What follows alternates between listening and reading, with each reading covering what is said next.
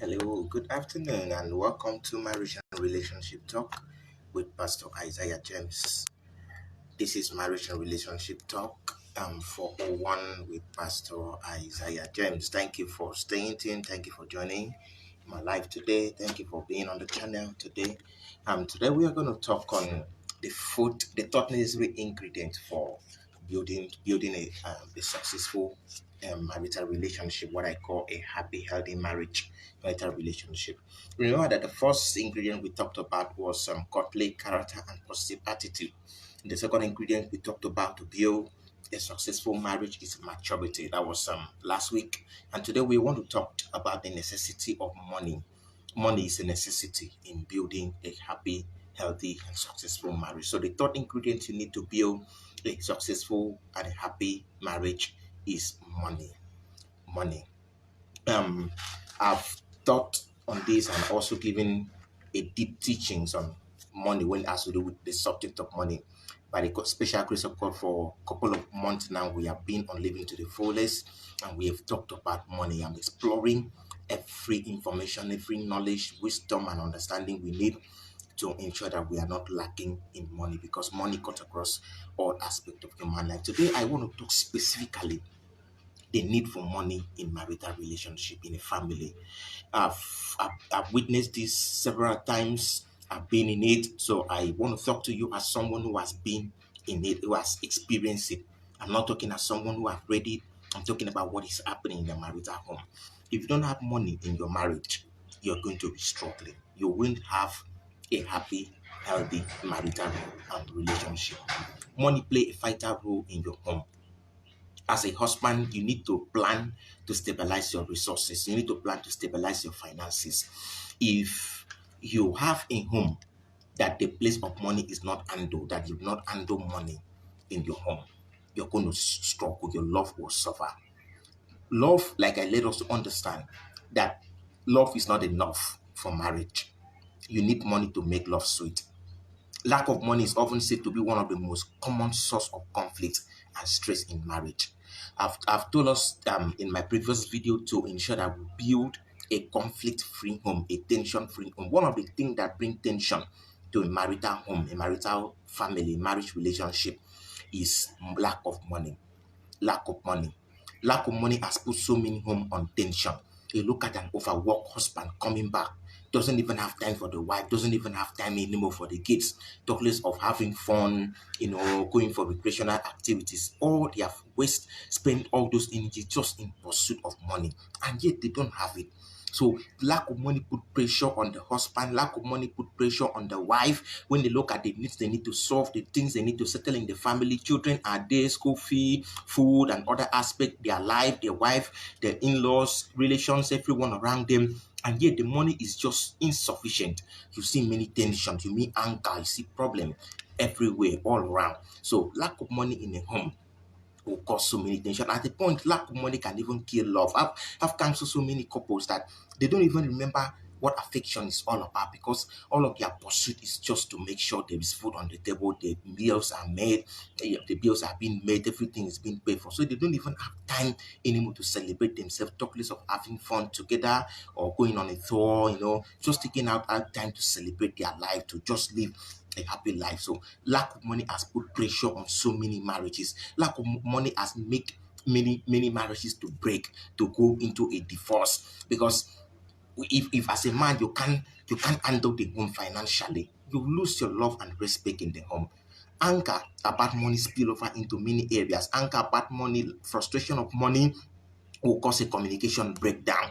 Differences in money habits will will begin to surface and bring problem and blame each other's affections. Serious money problem can cause panic and tension in a home and bring couples into a blink of divorce. Financial insecurity has played a huge role. Financial security has played a huge role in marital happiness and stability. When couples don't constantly worry about money, they will remain happy. They can think about love. They can think about other things. But when all of their life, all of their energy, all of their strength is just about to make sure that they put food on the table, they are working after money, they will not be happy at all time. And if you are not happy as a married person, you cannot express love. Couple who struggle with debt and household finances are less happy. In contrast, couple who feel secure about their finances tend to argue less, and they feel more satisfied in the marriage. A couple's financial habit and budgeting decision can make a huge difference in their love life, in how happy they will be, in how stable their marriage will be, in how the family will be run. If spouses disagree, they disagree on how to spend their money, they probably feel less satisfied with their marriage. So the subject of money is all a necessity. It's all an important subject in everyone's life. One of the major needs in every aspect of every human life is the need for money. Whether it is sitting down, with the counseling minister, you hear them talk about money. They give counsel to young marriage couple, it's about money. Or you want to take a look at the young people or the old people who are in prison, it's just one or two things that are contributing money will cause them to be there. Some of them who are there is just because of the sins, the crime they did not commit, but just because they don't have money to defend themselves, they are being locked up in the prison. Money cut across all aspects of life. You want to talk about a weary overworked husband, a wife complaining in their home. It's just about money to meet the family's need and meet up with responsibility. You want to ask a young man, a young man why he's not yet married and settled, he tell you that money is the reason. Lack of money is the reason. So lack of money is a big problem. I have dealt with the issue of money more extensively on our program, Living to the Fullness. We also have weekly live on Facebook here, and also on our TikTok channel.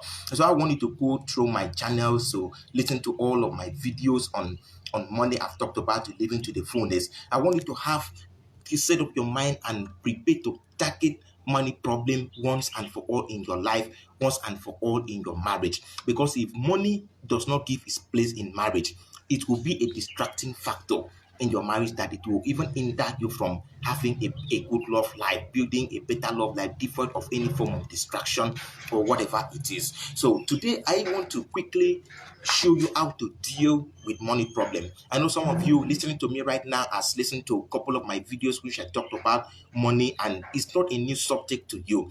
Okay, so but what do you do with money? How do you handle money problem? How do you deal with money issue in your marriage? That's what I want to talk about today, because I've already stressed and established the emphasis, the fact that lack of money will cause you tension. Lack of money will cause you problem. Lack of money will deny you of many things, even the love, including the love you're supposed to give to your spouse as a husband and as a wife. If there's no money, there are many things you can't do, and you cannot successfully build a healthy marriage. So you can't successfully build a happy marriage without the availability of money. So how do you deal with money issue? It is better to face money issue once and for all and settle it in your life and your marriage once and for all. Things are obviously easier when you're making better money, able to pay the bills and set some aside. It gives you some peace of mind. If you will meet someone, a man or a woman who doesn't have money issue, and I'm not talking about you having a lot of money or billions around, that you have more than enough. That's what I'm looking at. You have more than enough. If you're blessed to an extent that you have too much, there's no problem. Okay, you just take better investment, for your long-term investment for yourself, long-term investment for your spouse and for your family, and better human's life. But what I'm looking at is that you're not lacking in money. You're not lacking in money in any way, no matter how much you're making. I've done extensive video. Please, I want you to come on this channel, come to my page. We have several of these videos. Go to my YouTube channel, listen to those videos on money if you really want to set yourself free from it. But if you neglect the issue of money, both for your personal life and your marital life, you're going to suffer extensively. You're going to suffer greatly. I'm talking from the standpoint of experience. Every day of my life, I spend money. As a husband, I spend money. I spend money in my home. I spend money in my own personal life. I spend money even for my extended family. Every day by day, money call keep coming in. Issue arising from one way or the other, from one corner or the other, that demand spending of money. So the question is, if you don't have it, will you owe your peace? If you don't have it, will you have peace of mind? Can you even look at your wife in the eyes and tell her you love her when you can't meet her need? I mean, how do you express your love? I tell a man that one of the greatest insults any man will ever receive is lack of money. is lack of money. Lack of money will insult you as a man. And I don't want this to happen in my life. I don't want it to happen in your life. That's why I bring videos like this. I take time to develop these books, write these books, squeeze out time out of my busy schedule to come talk to us. Please, I'm begging you. Don't be negligent about the subject of money. Lack of money will ruin your life. I don't want your life to be ruined.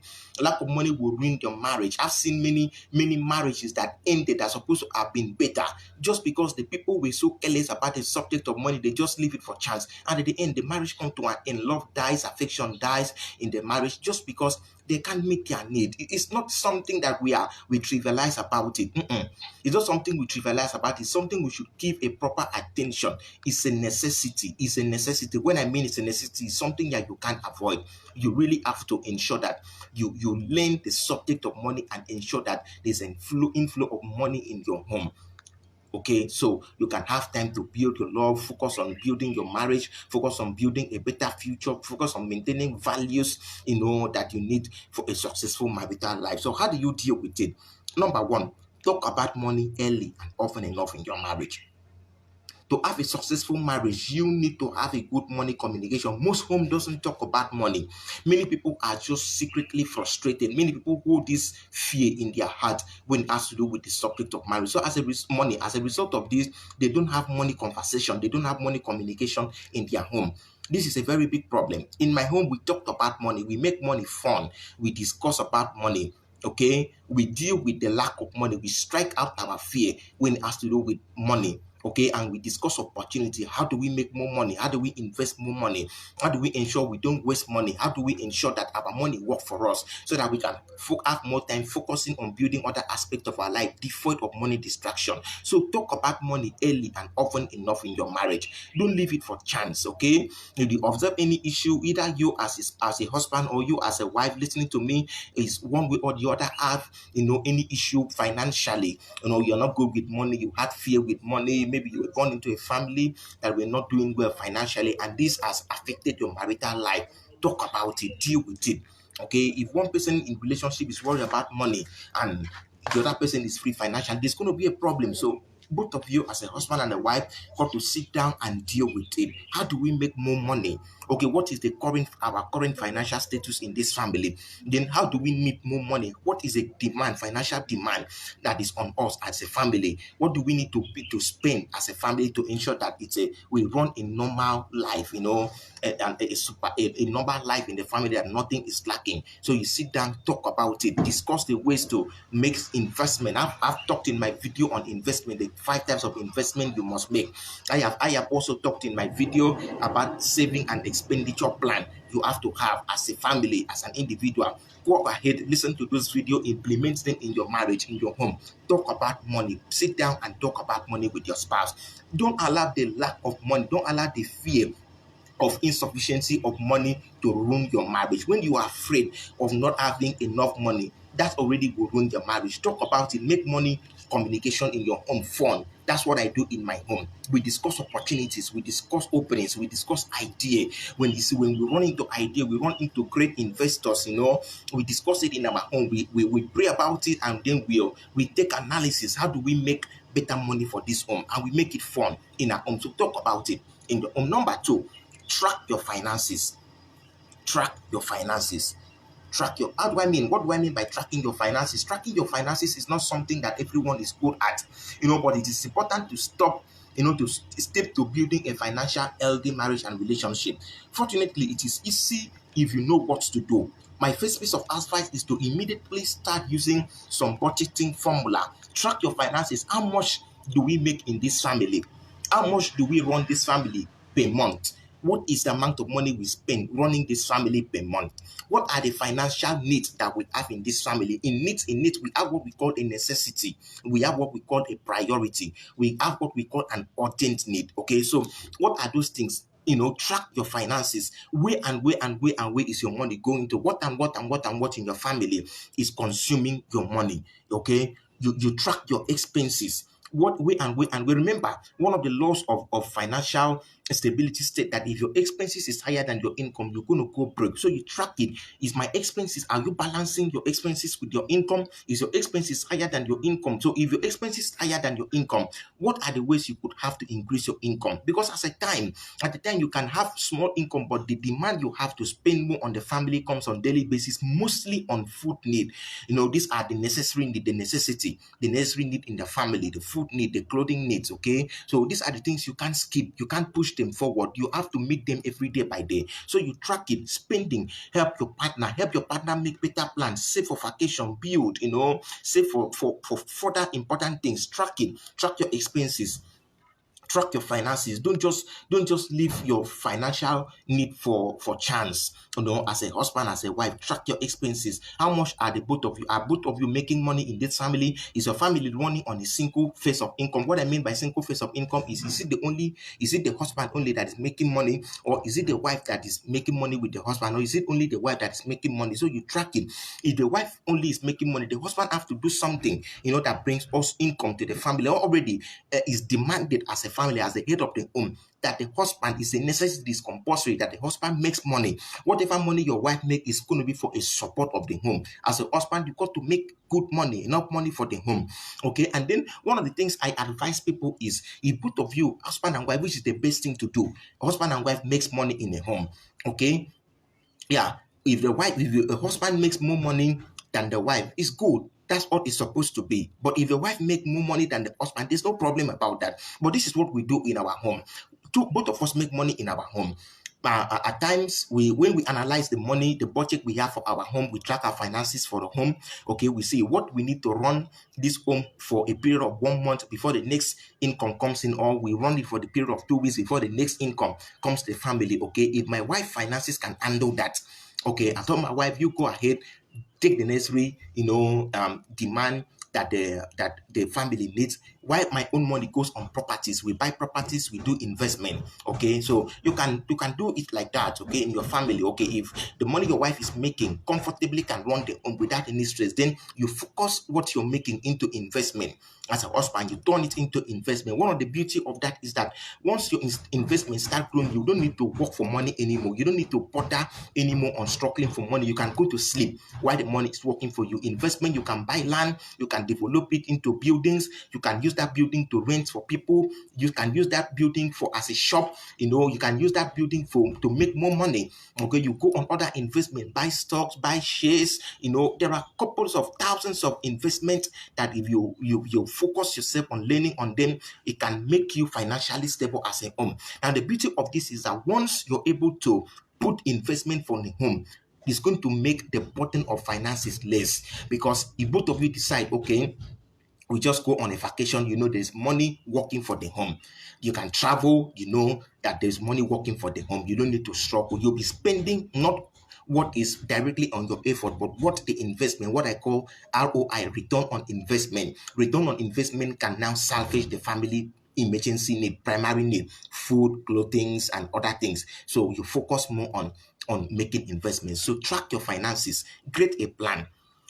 After you know where your money is going in every month, it is time to create a plan to move forward for you. I've just explained. Create a plan. What are the plans you need to create to make more money, finances stabilize in this family? The goal, the agenda, the ultimate pursuit is for you to make stability financially. Make sure that the family finances is stable. Mostly what the family need to eat, what the family need to take for what I call the necessary need. Maybe money for gas, money for fuel, for vehicle and other things. Makes life comfortable for you and home and your family and your children.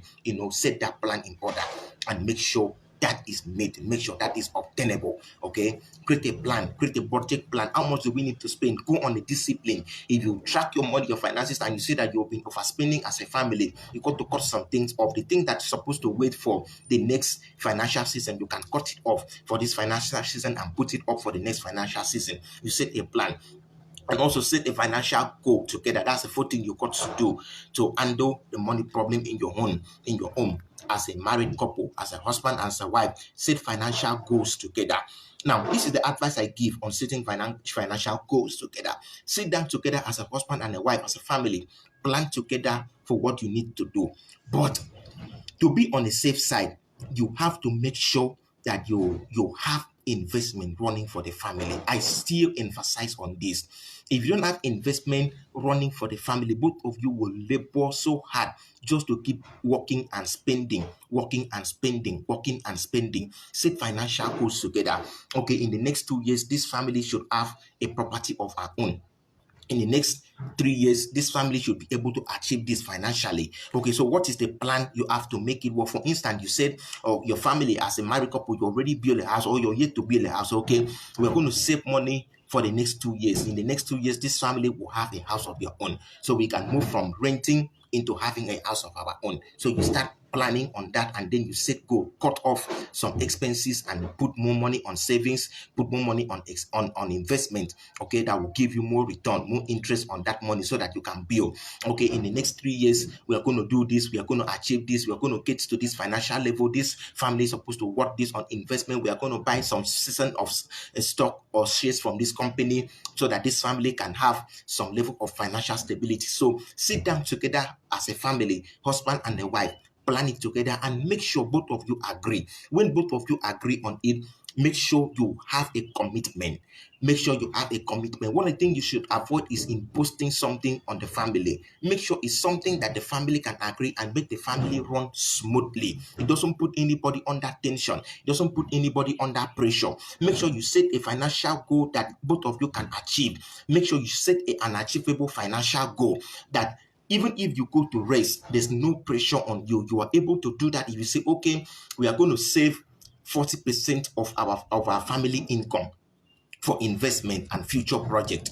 Now, this family is going to run on 60%. Now, that 60%, you should be able to have a plan that doesn't stress the family, that the family can still eat well, just avoid some extravagant lifestyle, eat well, and do the normal thing that is supposed to do happily as a family, and then you comfortably save that 40% for the family. That's a goal together. That's a plan together. Anyone that doesn't have a goal will live waywardly, will live recklessly. If as a family you don't have a financial goal, all the money that comes in, you can be surprised that millions of money have passed through the family within a short period of time, within a couple of time, but you can't track what that money is being done for because there's no goal. Well, once you have a financial goal, once you have a goal together, every money that comes into that family will be channeled toward a particular destination. If it is to buy a car, they channel it to. If it is to build a house, they channel it to. If it is to open one business or the other, they channel into that. And you see the result of that over a period of time. Okay, after some time, we'll say that this family is able to afford this, able to achieve this, able to get this. This is running for the family. We can beat our hand in our chest and say that this thing is for the family and the family is doing well. This is how to make a better family. This is how to plan a family. The fifth thing you got to do is to create a written budget that works. After you make a plan, you have to create a budget. What is the budget that works? Create a written budget that works. Okay, we budget this family. If we're spending, for instance, your family was being propelled by, let's say, 300,000 naira in a month. You create a working budget. Okay, from now henceforth, this family will be run by 150,000. So you cut up the things that was exerting pressure on the family. Okay, and you have a budget. Once you have a shared financial vision and set a goal, move on to creating a budget that will work. If you want your budget to be successful, you will need to be one that both of you agree and commit to it. When you sit down together to discuss your budget, come to the meeting with an open mind. Come to the meeting with an open mind. As a wife, as a husband, open your mind. Okay, we will be able to afford this. I can afford this as a man. I can afford this as a woman, as a wife, to be able to save so amount of money, to be able to buy so property and do so thing and invest on the children's future. Maybe your children is at the age of entering the higher institution. There's going to be more money demanded from the family. So you have to work a budget. What budget do we have put in place that works so that we'll be able to salvage the future of the children educationally and also not break down financially in the family? Create that budget and then relate openly and honestly. Financial infidelity is a very big problem. Being dishonest with your spouse about money, can create a very big problem. At a point, in some extent, I've seen a home that lack of money is not a problem, but too much money is a problem.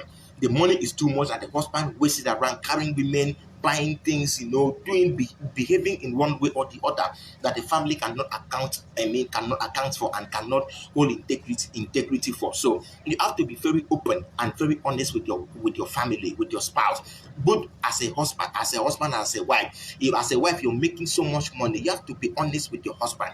Okay, you have to be honest to know that the future of that family is also hanging on you financially. If you choose to spend the money, waste the money, do what you feel like doing it at the detriment of the family, you know that the family will break, into pieces. Let the goal of a family progress be your pursuit, be your ultimate target. Okay, too much money should not destroy a family. When there is too much money in the family, go into investment, have many properties, do great things instead of wasting it around. Instead of wasting it, they're allowing the money, too much money. In my book, The Secret of Money Magnet, I talked about the power of money. Power of money can destroy people, can destroy a good husband, can destroy a good wife. Too much money can destroy a home when there is no plan, when there is no vision, when both husband and wife are stupid or foolish with money. Too much money can destroy. So you have to have more knowledge on it, relate openly and loyally, be loyal with your finances. Understand this. As a wife, your money is not just your money. As a husband, your money is not just your money. The moment you decide to get married, you're totally responsible to each other, both as a wife and a husband. Your money is your wife money. Your husband money is your wife money. So both of you doesn't have individual money alone. Any money that you make in a home as a married couple, that money is not individual. That money goes into the family account. What I do in my family that is that I have my own account. My wife has her own bank account. Then we have a family account. All the income that comes into the family goes into the family joint account. And then when we have a plan, set financial goal, and we decide on what we ought to do with them, we will just go into the family account and then disburse the money. If it's something I have to execute as a husband, the money will be sent to my account and I will execute it. If something my wife have to execute as a wife, the money will be disbursed to our account and she execute that. But we just have to understand that every money that comes into the home is not my money. It's not our money, it's our money. When you come to that understanding, that honesty, that loyalty, that your money is not your money, that every money that comes into the home is our money, you will make a better financial future and you make a better home with that money. So be honest, relate openly. Then the something you got to do is to reward yourself for money wins. Once you people have labor, I tell the gospel truth that setting a financial stability for a family is a lot of work. It's a very hard work, big hard work. Have been in this process, we are still on it. We are striving every day to ensure that we work hard and invest and do what we ought to do genuinely to ensure that our family come to a point of stability financially. So once you're able to attain this stability, okay, even if it's not at the peak of all that you want, you got to celebrate yourself for the money win. Okay, you win new contract, celebrate yourself, call for celebration in the family. Let the family have a small party. Let there be fun in the family. Let there be just have the time you reward yourself for the stress, for the effort, for the labor. To build a good family that is financially free is a big work. It's a hard work. So you don't just have to work hard every day, you don't have to work hard like that and kill yourself that there's no time for fun, there's no time, to have pleasure in the home, there's no time, to just celebrate love once in a while, once in a week, once in a month, once in 3 months, once in 6 months, maximally. Just have a family party, your wife, your family, your children, call a few friends around and a few family members around. Just have a small party in your home. Just celebrate your win.